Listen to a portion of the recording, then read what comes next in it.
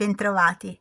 Chi ha studiato comunicazione si sarà sentito dire che il rumore di fondo la impedisce e dal punto di vista della trasmissione del messaggio questo è vero. Se c'è rumore il messaggio o non passa del tutto o viene frainteso.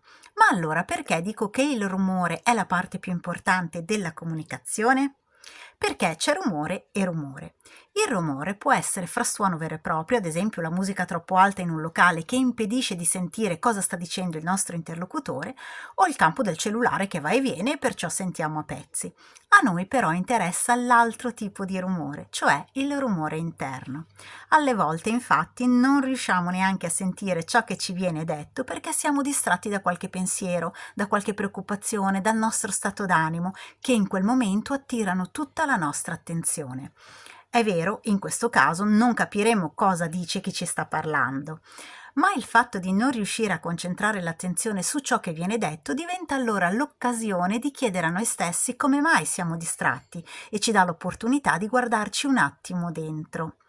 E dire al nostro interlocutore che in quel momento non riusciamo a seguirlo perché qualcosa ci preoccupa eviterà discussioni e fraintendimenti. Non siamo maleducati a non ascoltare, siamo in difficoltà. Certo, l'interlocutore deve avere un po' di comprensione, ma anche noi dovremmo averne a parti invertite, cioè quando la persona davanti a noi non ci ascolta. Quindi, prima di arrabbiarci, proviamo a fermarci e a chiedergli come mai non riesce a darci attenzione. E può darsi che questa piccola gentilezza gli dia modo di aprirsi e di dirci quali pensieri gli impongono di essere pensati invece di permettergli di darci retta.